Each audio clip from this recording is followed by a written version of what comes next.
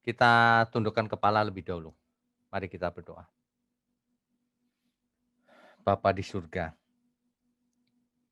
tidak terasa kami sudah ada di penghujung tahun. Kami selalu mengandalkan berkat-Mu Tuhan. Khususnya yang bisa mengubah mindset kami. Yang mengubah kodrat kami.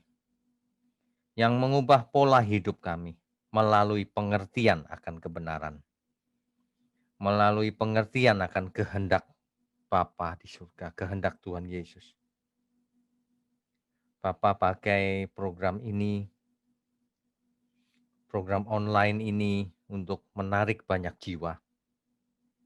Agar banyak orang yang mendengar, sadar, dan mau belajar. Di sisa umur hidup mereka, beri mereka kesempatan untuk mengerti, untuk tertarik kepada kebenaran. Agar mereka pun diselamatkan. Pakai mulut hamba-Mu untuk menyampaikan kebenaran ini. Hanya di dalam nama Tuhan Yesus kami berdoa. Amin. Malam ini adalah sesi ke-31. Tidak terasa sudah sampai ke-31 ya, banyak juga loh. Abraham, bumi bukan rumahku. Oke. Lanjutkan lebih dulu, ya. Bapak Ibu sekalian, Bapak Ibu harus sudah mulai familiar dengan peta ini. Di sini ada Laut Mati, ya. Ini Dead Sea, ada Laut Mati. Di mana kalau kita nyebur ke situ ngambang, tidak bisa tenggelam karena kadar garamnya sangat tinggi, tertinggi di dunia. Dan letak Laut Mati adalah terendah di dunia.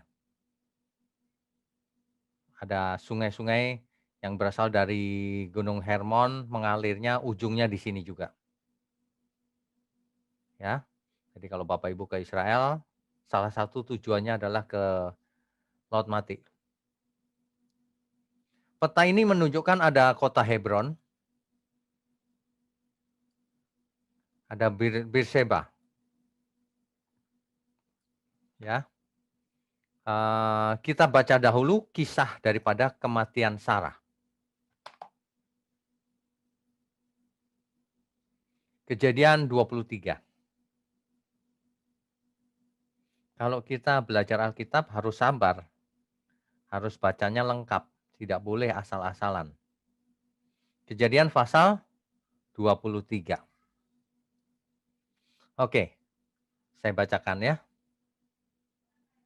Sarah hidup 127 tahun lamanya. Itulah umur Sarah. Itulah umur Sarah. Ya. Kemudian matilah Sarah di Kiryat Arba, yaitu Hebron. Nah, kota Hebron ini, saudara, kalau kita lihat di peta ada. Di tanah Kanaan. Berarti Hebron ini ada di tanah Kanaan. Tanah yang dijanjikan untuk keturunan Abraham. Lalu Abraham datang meratapi dan menangisinya. Abraham, ya, menangisinya. Bapak Ibu sekalian, ketika Sarah mati, Abraham menangis tersedu-sedu, sedih. Ia meratapi dan menangisinya. Tentu saja kalau ada siapapun yang mati, saudara kita atau siapapun, kita akan sedih. Tapi Abraham tidak berlarut-larut. Ayat 3-nya, sesudah itu Abraham bangkit dan meninggalkan istrinya yang mati itu. Lalu berkata kepada Bani Het, aku ini orang asing dan pendatang di antara kamu. Berikanlah kiranya kuburan milik kepada aku di tanah kamu ini, supaya kiranya aku dapat mengantarkan dan menguburkan istriku yang mati itu. Jadi Abraham tidak merasa memiliki tanah itu. Ia merasa menjadi orang asing atau pendatang, ya. Makanya ia mau beli dari Bani Het, beli bukan minta. Bani Het menjawab Abraham begini, "Dengarlah kepada kami tuanku. Tuanku ini seorang raja agung di tengah-tengah kami." Abraham itu dianggap raja loh di sana. "Jadi kuburkanlah istrimu yang mati itu dalam kuburan kami yang terpilih, yang bagus. Tidak akan ada seorang pun dari kami yang menolak menyediakan kuburannya bagimu untuk menguburkan istrimu yang mati itu." Kemudian bangunlah Abraham lalu sujud kepada Bani Het, penduduk negeri itu, serta berkata kepada mereka, "Jika kamu setuju bahwa aku mengantarkan dan menguburkan istriku yang mati itu, maka dengarkanlah aku. Dan tolonglah mintakan dengan sangat kepada Efron bin Zohar, supaya ia memberikan kepadaku gua Makpela miliknya itu." Nah, gua Makpela inilah yang nanti akan menjadi kuburan para leluhur Israel, ya, yang terletak di ujung ladangnya. Baiklah itu diberikannya kepadaku dengan harga penuh untuk menjadi kuburan milikku di tengah-tengah kamu. Bukan minta loh. Abraham minta supaya kuburannya itu dijual kepadanya. Ya, kalau Bapak Ibu atau saudara sekalian baca sampai akhir, akhirnya akhirnya terjadi transaksi memang. 400 sikal perak harganya transaksi itu. Sehingga akhirnya dibeli oleh Abraham seharga 400 sikal perak. Nanti dibaca sendiri pelan-pelan ya Bapak Ibu ya. Dari ayat pertama sampai ayat 20. Ayat 18 jelas tuh. Diserahkan kepada Abraham menjadi tanah belian. Beli. Di depan mata Bani Het itu, di depan semua orang yang datang di pintu gerbang kota. Sesudah itu Abraham menguburkan Sarah istrinya di dalam gua ladang Makpela itu, di sebelah timur Mamre, yaitu Hebron di tanah Kanaan. Begitu kisah daripada Sarah yang mati kemudian dikubur di Hebron, di gua Makpela tepatnya.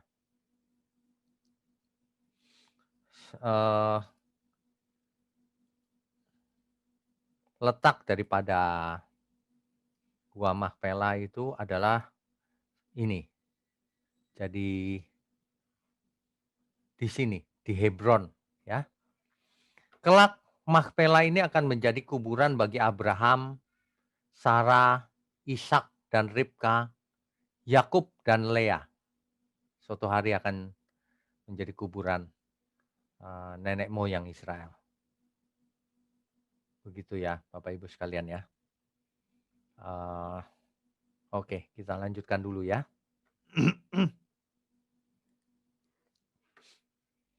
Jadi Bapak Ibu, meskipun Tuhan sudah berjanji akan memberikan tanah Kanaan kepada Abraham dan keturunannya, tetapi Abraham tidak merasa sebagai pemilik.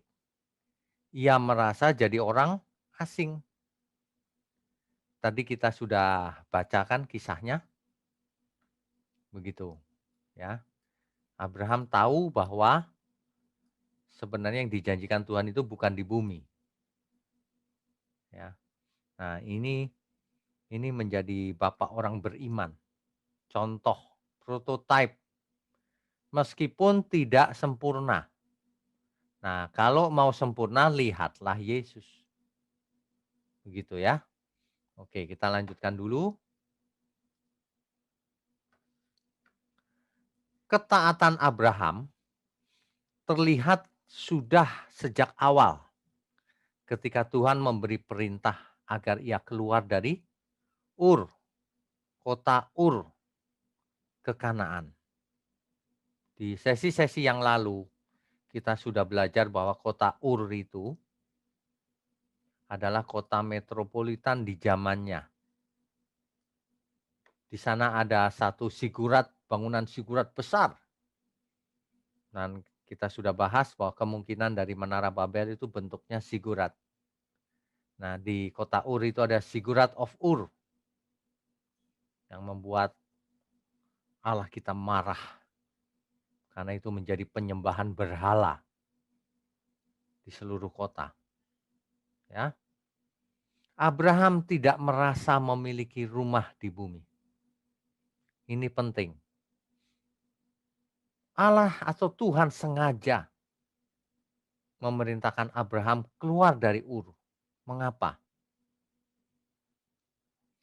Supaya Abraham tidak terikat oleh suasana kota Ur, yaitu pagan, budayanya pagan. Bapak Ibu masih ingat di sesi yang lalu kita belajar bahwa bapaknya Abraham, Terah, itu pembuat berhala, penyembah berhala juga, pembuat patung berhala. Di seluruh kota itu budayanya pagan, menyembah berhala. Maka Tuhan memerintahkan agar Abraham keluar dari kota itu. Ini menjadi lambang juga sebenarnya, saudara. Jangan kita hidup dalam lingkungan pagan. Artinya cara berpikirnya pagan dan sebagainya. Kita harus keluar kalau mau sempurna imannya. Tapi itu nanti ya, cerita nanti. Kita lanjutkan dulu. Abraham tidak merasa memiliki rumah di bumi ini. Jadi kalau ada orang yang betah tinggal di bumi, nah itu iman yang salah itu. Apalagi yang punya pengertian bahwa bumi akan jadi surga. Waduh, ini melesetnya terlalu jauh. Bumi tidak bakal jadi surga, bahkan sebaliknya bumi akan jadi neraka, ya. Nah, ini yang penting. Kita harus baca perlahan-lahan. Bapak Ibu harus baca kitab Ibrani pasal 11 perlahan-lahan. Kita akan baca perlahan ya Bapak Ibu ya. Ibrani pasal 11 ayat 8 sampai 19. Ayat 8. Saya bacakan perlahan ya. Sebentar saya stop dulu share-nya supaya kita bisa membacanya dengan enak. Ya, oke. Ayatnya yang ke-8. Karena iman Abraham taat ketika ia dipanggil untuk berangkat ke negeri yang akan diterimanya menjadi milik pusakanya. Lalu ia berangkat dengan tidak mengetahui tempat yang ia tuju. Abraham itu disuruh pergi ke negeri yang ia sendiri tidak tahu. Tapi Abraham taat. Mengapa? Karena yang memberi perintah adalah Tuhan sendiri. Itulah iman. Banyak orang bertanya-tanya bagaimana Abraham bisa tahu bahwa itu perkataan Tuhan. Memang Alkitab tidak menjelaskan bagaimana Abraham bisa mengidentifikasi bahwa yang ia dengar itu perkataan Tuhan. Tapi itu sudah berlalu ribuan tahun yang lalu. Hari ini coba dipikir, apakah kita tahu bahwa firman yang kita pelajari dari Alkitab itu adalah firman Tuhan? Kan tahu kita. Nah, kalau kita tahu bahwa itu firman Tuhan, dilakukan atau tidak?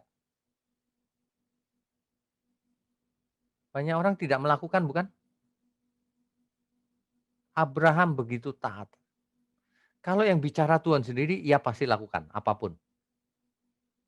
Nah, sekarang orang Kristen percaya Alkitab firman Tuhan, tapi tidak mau melakukan.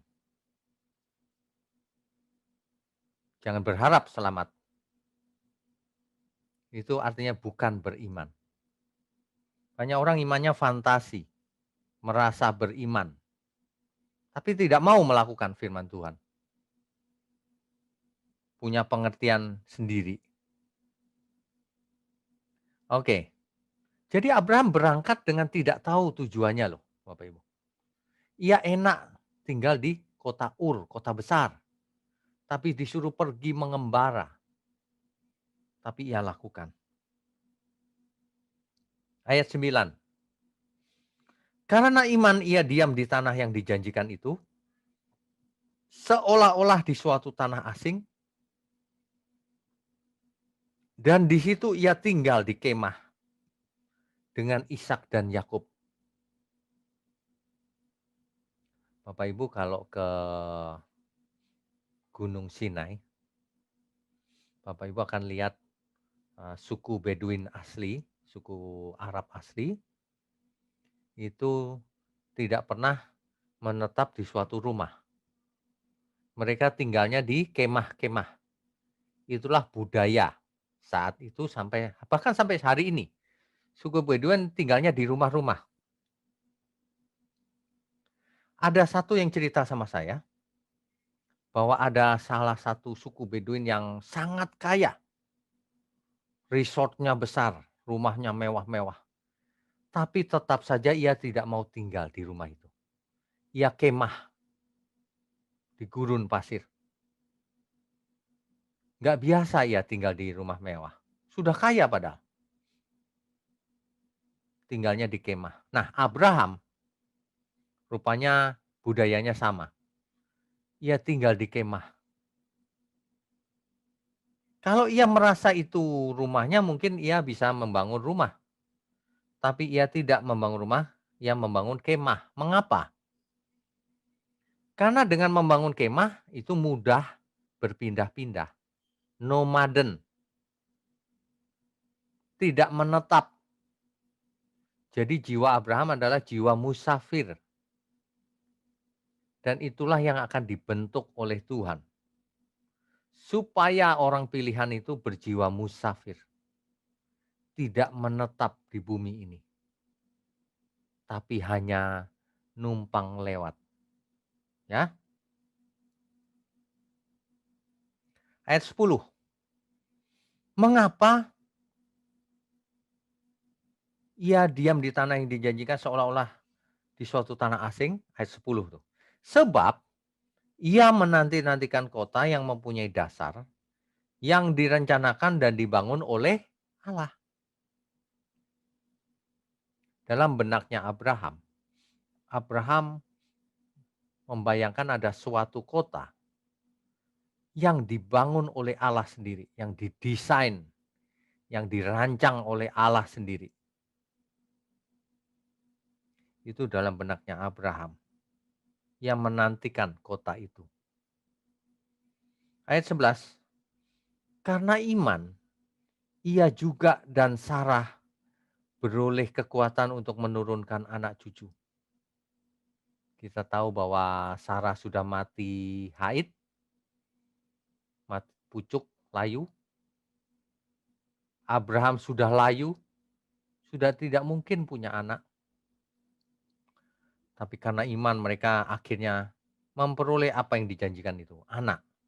Ya. Tetapi yang hanya dari jauh melihatnya dan melambai-lambai kepadanya dan yang mengakui bahwa mereka adalah orang asing dan pendatang di bumi ini. Abraham merasa menjadi orang asing dan pendatang di bumi ini. Mengapa demikian? Ayat 14-nya. Sebab mereka berkata demikian menyatakan bahwa mereka dengan rindu mencari suatu tanah air. Mereka rindu akan tanah air yang didesain oleh Tuhan tadi itu. Ya. Ayat 15. Dan kalau sekiranya dalam hal itu mereka ingat akan tanah asal yang telah mereka tinggalkan, maka mereka cukup mempunyai kesempatan untuk pulang ke situ. Sebenarnya Abraham kalau mau balik lagi, bisa nggak? Bisa, bisa. Tapi ayat 16-nya menjelaskan begini. Tetapi sekarang mereka merindukan tanah air yang lebih baik, yaitu tanah air surgawi. Tuhan berjanji memberikan Kanaan kepada Abraham dan keturunannya. Tapi Abraham tahu sebenarnya bukan itu, bukan Kanaan di bumi yang dijanjikan. Tapi Kanaan surgawi. Tanah air surgawi. Sebab itu Allah tidak malu disebut Allah mereka. Karena ia telah mempersiapkan sebuah kota bagi mereka. Bapak Ibu pernah baca ayat ini enggak? Rupanya Allah telah menyediakan sebuah kota bagi mereka. Kota beneran, bukan alam roh, bukan. Karena kebangkitan juga nyata. Ya. Ayat 17. Karena iman, maka Abraham tatkala dicobai mempersembahkan Ishak. Itu juga iman tuh. Disuruh mempersembahkan Ishak, dipersembahkan. Yang telah menerima janji itu rela mempersembahkan anaknya yang tunggal. Kita sudah pelajari hal ini di sesi-sesi yang lalu ya. Ayat 18, walaupun kepadanya telah dikatakan keturunan yang berasal dari Ishaklah yang akan disebut keturunanmu. Padahal dia disebutkan begitu. Tapi kok disuruh mempersembahkan Ishak. Ya. Mengapa Abraham rela mempersembahkan Ishak? Rupanya ada penjelasannya di ayat 19. Karena ia berpikir bahwa Allah berkuasa membangkitkan orang-orang sekalipun dari antara orang mati. Bangkit rohnya atau tubuhnya? Semuanya. Jadi bangkit jadi manusia lagi. Banyak orang membayangkan kebangkitan itu rohnya saja. Salah. Kebangkitan itu hidup lagi. Pakai tubuh lagi. Ya. Oke. Dan dari sana ia seakan-akan telah menerimanya kembali. Jadi Abraham yakin bahwa Tuhan akan bangkitkan Ishak, kalaupun harus mati Ishak. Itu. Ya, Bapak Ibu sekalian,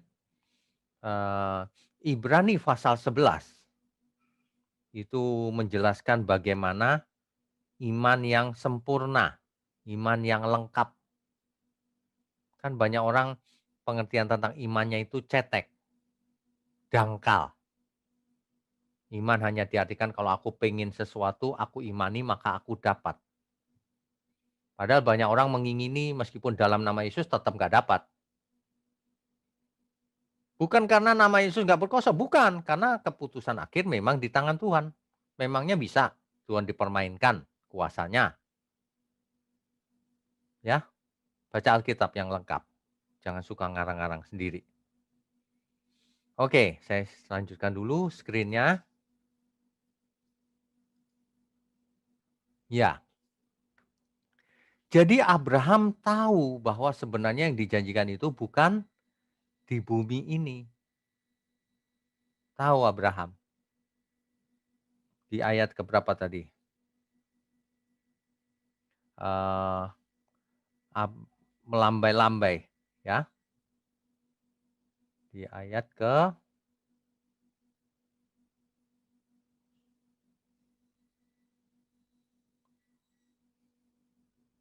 ia rindu akan tanah air surgawi. Coba bayangkan. Ayat ke-13, dalam iman mereka semua ini telah mati sebagai orang-orang yang tidak memperoleh apa yang dijanjikan itu. Nah, banyak orang pengertiannya begitu tuh. Kalau beriman pasti mendapatkan. Nah, Ibrani 11 ayat 15 perlu dicamkan baik-baik. Dan walaupun sekiranya dalam hal itu mereka ingat akan tanah asal, ayat 13. Dalam iman mereka semua ini telah mati sebagai orang-orang yang tidak memperoleh apa yang dijanjikan itu. Tetapi yang hanya dari jauh melihatnya dan melambai-lambai kepadanya. Dan yang mengakui bahwa mereka adalah orang asing dan pendatang di bumi ini. Ayat 13 ini coba dicamkan baik-baik. Mereka nggak dapat apa yang dijanjikan di bumi ini. Mereka hanya melihatnya dan melambai-lambai, belum dapat, di bumi ini belum dapat. Apa sih yang dijanjikan yang paling penting? Kekayaan. Kekayaan dunia ini? Bukan. Kesembuhan fisik? Bukan. Yang dijanjikan Tuhan itu apa sebenarnya? Yaitu yang dirindukan tadi. Suatu kota yang dirancang, yang didesain oleh Tuhan sendiri. Kan begitu, ayat ini eksplisit loh, jelas. Tidak perlu dijelaskan dengan rumit-rumit. Ya, oke kita lanjutkan dulu.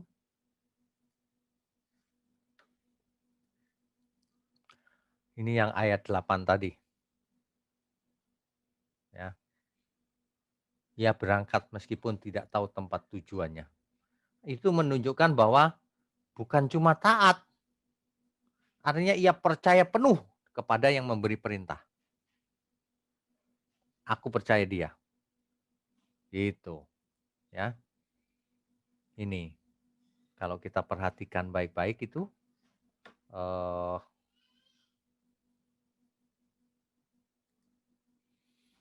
ayat 9 coba kita ulang. Karena iman ia diam di tanah yang dijanjikan itu, seolah-olah di suatu tanah asing. Dan di situ ia tinggal di kemah dengan Ishak dan Yakub, yang turut menjadi ahli waris yang satu itu. Ya, ayat 10 diingat baik-baik. Sebab ia menanti-nantikan kota yang mempunyai dasar, yang direncanakan dan dibangun oleh Allah. Kota itu pasti tidak ada di bumi. Sebab kalau kota itu ada di bumi, maka Abraham sudah sampai di kota itu Kanaan. Kan Abraham sampai di tanah yang dijanjikan Kanaan. Tapi mengapa ia masih menanti-nantikan kota yang dibangun oleh Allah sendiri? Dijelaskan di ayat berikutnya kan ia menantikan tanah air surgawi. Artinya kota surgawi. Ya. Jadi pokoknya kalau ada teologi yang mengatakan Tuhan Yesus nanti menjadi raja di bumi, bumi jadi surga, pasti salah. Ini yang ayat 13 tadi yang penting banget. Dalam iman, mereka semua ini telah mati sebagai orang-orang yang tidak memperoleh apa yang dijanjikan itu.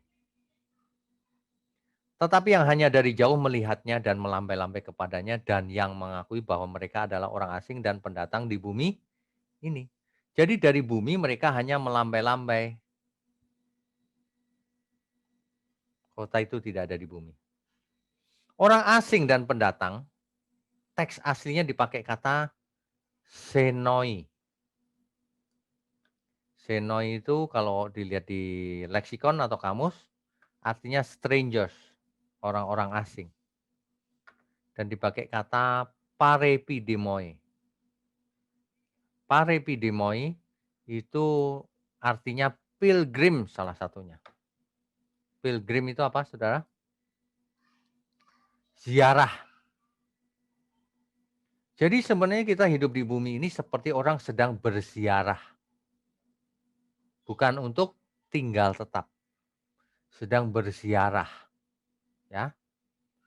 Di arti yang lain temporary resident. Jadi kita tinggal di bumi ini bukan sebagai permanent resident. Kita tinggal di bumi ini sebagai temporary resident, penduduk sementara. Atau sedang berziarah. Makanya kalau orang di bumi sombong, kejar kekayaan, tidak mau belajar kebenaran, tidak peduli Tuhan, tidak takut Tuhan. Itu orang bodoh sebenarnya. Sebab sedang berziarah tapi dia malah melakukan yang lain, bukan berziarah hidupnya. Hidupnya tidak dipersembahkan untuk Tuhan. Padahal di bumi ini temporary resident. Ya. Oke. Jadi yang dirindukan itu suatu tanah air. Ini bukan figuratif loh, Saudara. Ini harafiah, literal. Bahwa Orang-orang beriman merindukan suatu tanah air, bukan di bumi ini. Ingat baik-baik itu. Tanah air yang lebih baik dibandingkan apa? Ayat 16 tuh. Tetapi sekarang mereka merindukan tanah air yang lebih baik. Lebih baik dari mana? Dari yang ada di bumi, yaitu satu tanah air surgawi, bukan duniawi. Gitu ya. Perhatikan itu. Sebab itu Allah tidak malu disebut Allah mereka. Karena ia telah mempersiapkan sebuah kota bagi mereka. Rupanya Allah sudah mempersiapkan sebuah kota bagi orang-orang beriman. Nah, gitu loh. Kalau membaca ingat satu perikop konteksnya ditangkap yang lengkap. Ya, jangan sepotong-sepotong. Oke, kita lanjutkan. Ya. Yesus memakai ilustrasi Abraham yang sedang ada di Firdaus, yang menjawab orang kaya di alam maut. Bapak Ibu bisa bayangkan nanti, dibaca nanti Lukas 16 ayat 19 sampai 31. Dikisahkan ada orang kaya dan Lazarus. Lalu keduanya mati, orang kaya masuk ke alam maut. Lazarus di pangkuan Abraham, di Firdaus itu. Nah, lalu orang kaya ini masih sadar. Jangan pernah berpikir bahwa kalau orang sudah mati lalu tidak sadar rohnya, jiwanya. Masih sadar, buktinya orang kaya ini, Tuhan mengisahkan bahwa orang kaya ini ingat saudaranya. Ia mau kasih tahu saudaranya supaya tidak masuk ke alam maut seperti dirinya. Tapi kata Abraham kepadanya, ayat 31. Jika mereka tidak mendengarkan kesaksian Musa dan para nabi, nggak mau dengar Alkitab, mereka tidak juga akan mau diyakinkan sekalipun oleh seorang yang bangkit dari antara orang mati. Orang kaya ini mau minta waktu sebentar mau kasih tahu saudaranya. Percuma, kata Abraham. Kalau orang tidak percaya tidak mau dengar kesaksian Musa dan para nabi. Kalau zaman sekarang, kalau orang tidak mau belajar Alkitab dan para hamba Tuhan yang benar, tidak semua ya, pengkhotbah benar, yang benar sesuai Alkitab, untuk apa orang dibangkitkan untuk mengkhotbahi mereka lagi? Mereka nggak bakalan percaya juga. Begitu, ya, jelas ya.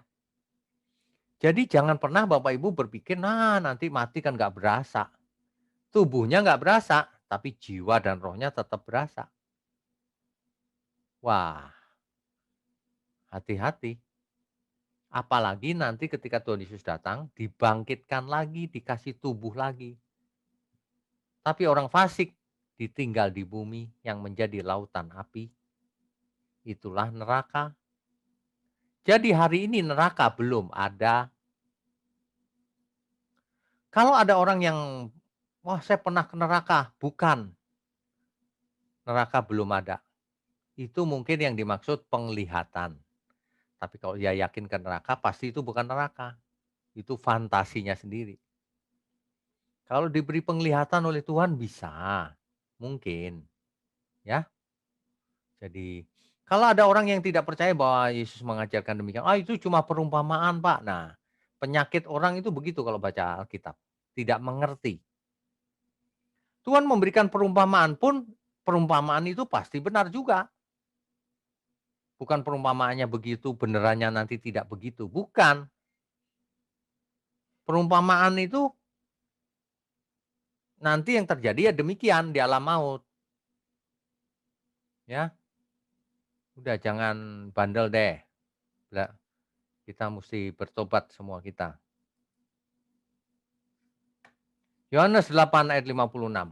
Yesus berkata begini, Abraham bapakmu bersukacita bahwa ia akan melihat hariku. Dan ia telah melihatnya dan ia bersukacita. Yang ditunggu-tunggu Abraham itu Kristus. Supaya ia bisa dibawa ke Firdaus.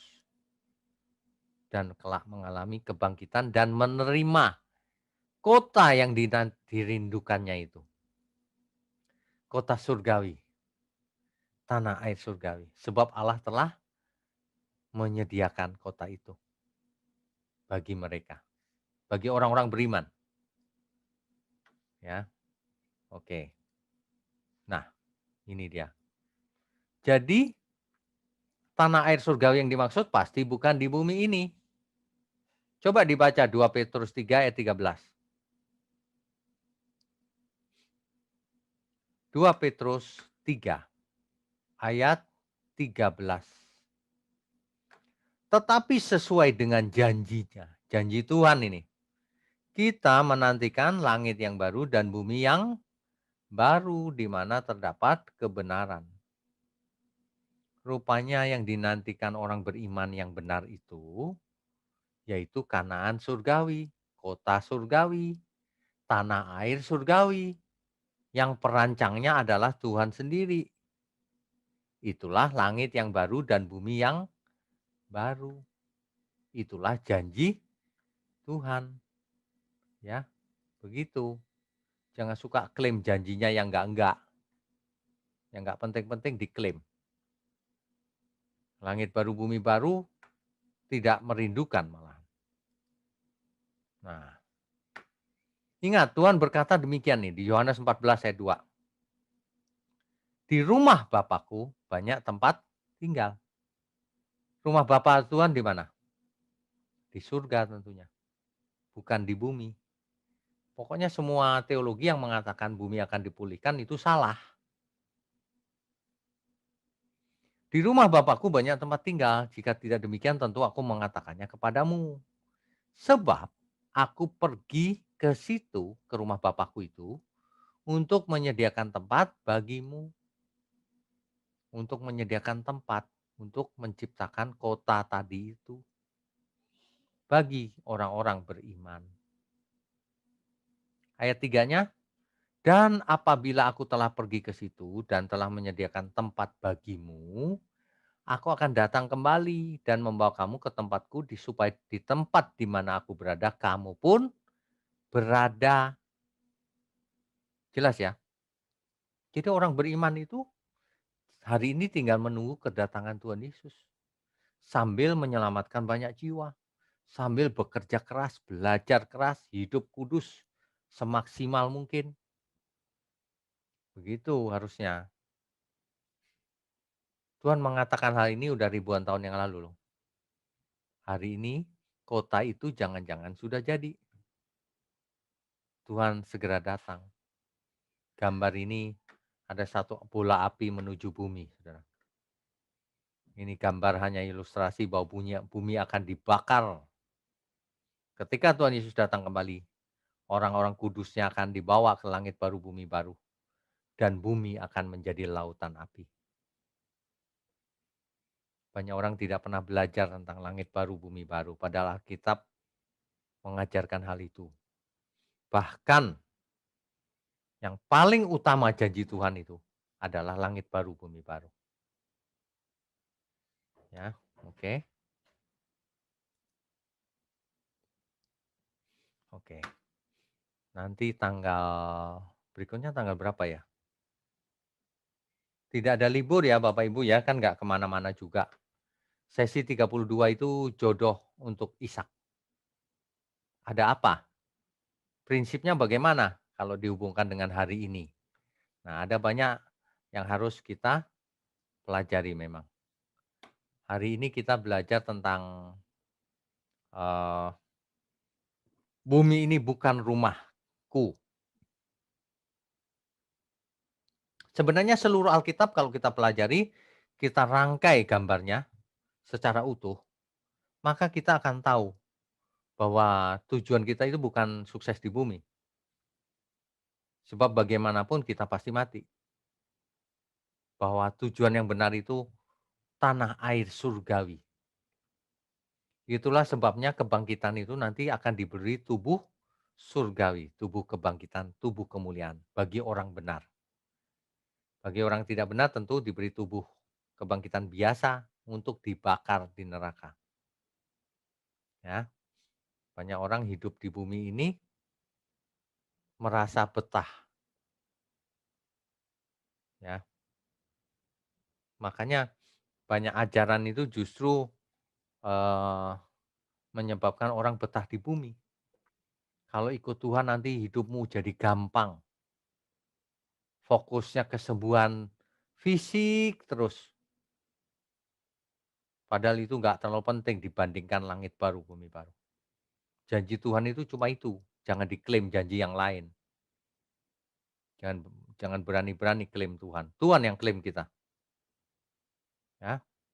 Janji Tuhan itu cuma satu itu. Sesungguhnya kita menantikan langit yang baru dan bumi yang baru. Abraham dan orang-orang beriman hanya melambai-lambai dari bumi. Ia belum sampai. Karena Sang Mesias belum sampai. Belum kembali yang kedua kalinya. Nanti kalau sudah kembali kedua kalinya, kita akan dibawa ke kota yang direncanakan dan didesain, dibangun oleh Allah sendiri. Begitu ya Bapak Ibu sekalian ya. Makanya kalau kita hidup zaman sekarang, ingat kita hanya pendatang dan orang asing di bumi ini. Jangan punya keinginan aneh-aneh. Jangan punya sifat aneh-aneh. Jangan jahat jadi orang. Licik. Hati-hati dengan mulut kita. Hati-hati dengan apa yang kita perbuat. Sebab semuanya harus dipertanggungjawabkan. Jangan punya pikiran jahat. Apalagi terhadap pekerjaan Tuhan. Jangan jahat. Jangan berani sama Tuhan. Nanti kau dikutuk sama Tuhan. Orang yang tidak mengasihi Tuhan, terkutuk dia, kata Alkitab. Makanya kita takut, kita harus mengasihi Tuhan. Kita mengasihi Tuhan bukan karena takut dihukum, karena memang kita harus mengasihi Dia. Karena Dia mengasihi kita juga. Praktek ya Bapak Ibu ya. Udah sekarang lupakan keinginan aneh-aneh, hobi yang aneh-aneh, hobi yang tidak membawa kepada langit baru, bumi baru. Lupakan semua pengertian yang salah. Kerajaan di bumi, nggak ada. Kerajaannya di langit baru, bumi baru. Ya, pengertian yang benar, firman yang benar, itu berdampak dalam hidup kita. Saya percaya firman ini menembus pikiran, perasaan, jiwa kita, roh kita. Akan ada banyak pertobatan baru. Akan ada banyak pencerahan kalau kita mengerti firman dengan benar. Amin ya. Amin. Saudara sekalian, bicara soal kebenaran, setiap orang merasa benar. Makanya semua kecap dinomor satukan. Ada orang yang mengatakan saya paling benar, ini paling benar, itu paling benar. Mana sebenarnya yang paling benar? Oleh sebab itu, hadiri seminar 7 natur kebenaran dan aplikasinya. Seminar ini wajib dihadiri oleh para teolog, apologet, pengkhotbah, bahkan oleh para jemaat sendiri. Agar kita bisa membedakan manakah yang benar, manakah yang salah. Inilah alat uji kebenaran yang sangat objektif dan alkitabiah. Pastikan saudara ikut dan ajak seluruh saudara dan sahabat-sahabat. Bapak-bapak dan ibu-ibu yang terkasih dimanapun berada, yuk kita belajar pelajaran Alkitab bersama secara online setiap hari Rabu jam 7 malam bersama pendeta Bapak Wignio Tanto secara online, bisa melalui Zoom. Tetapi kita harus mendaftarkan dulu ke nomor berikut ini. Selamat bergabung dan Tuhan Yesus memberkati.